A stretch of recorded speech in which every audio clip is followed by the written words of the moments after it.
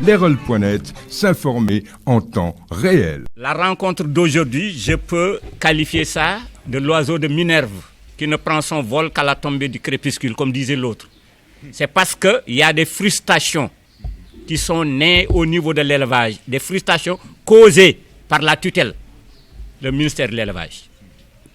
En conseil interministériel, des fois, il y a des organisations qui ne sont pas convoquées.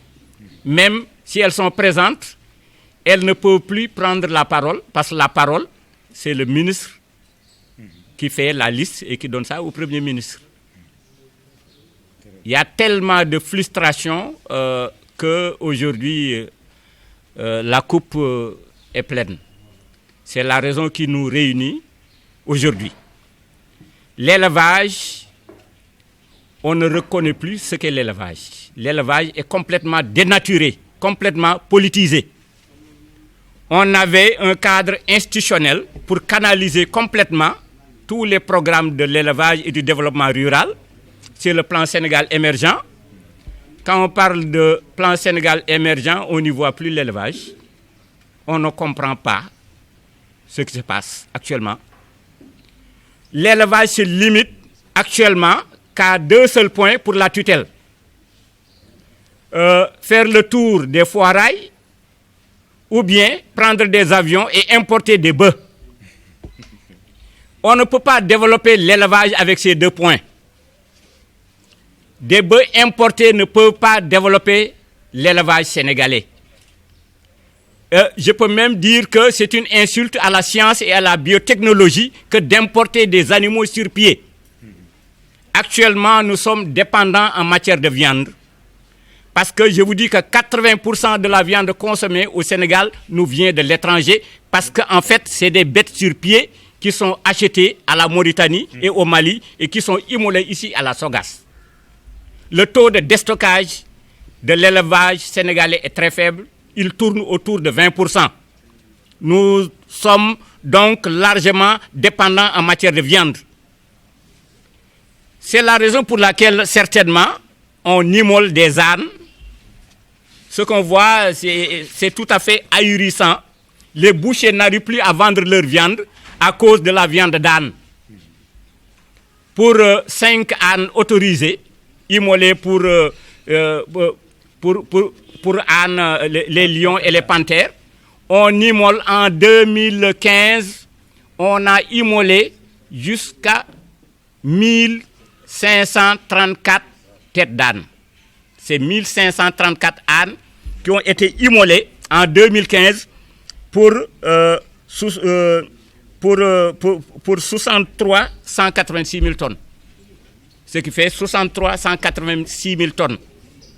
Cette viande d'âne qui a été immolée, est-ce que cette viande s'est retrouvée au niveau, au niveau des frontières pour une exportation? On se pose cette question.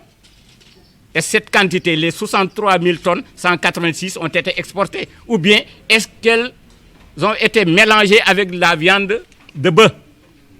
Actuellement, ça crée un scepticisme béant parce que les producteurs, les bouchers ne peuvent plus vendre leur viande. Quand on parle automatiquement de viande, il y a un parallélisme entre viande de bœuf et viande d'âne. Il faut que l'État prenne ses responsabilités parce que c'est excessivement grave.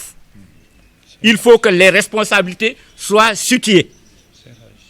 Et ceux qui ont fauté, il faut qu'ils soient châtiés. C'est la première fois, c'est sous le magistère du ministère de Aminata Mbengue Ndiaye qu'on mange au Sénégal de la viande d'âne. Hein?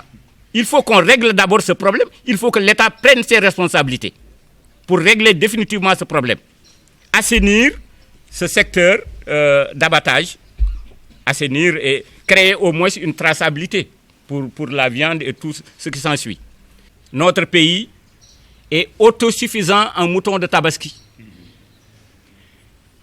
On nous dit qu'il y a un gap de, il y a un besoin de 750 000 tonnes, dont un besoin de 260 000 moutons, du moins à Dakar.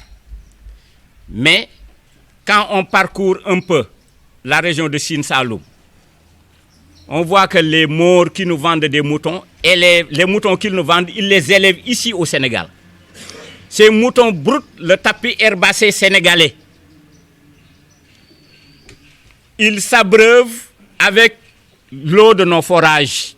Ils élèvent ici les moutons. Comment peut-il élever ici les moutons et nous les revendre et dire qu'on a un gap de moutons au Sénégal?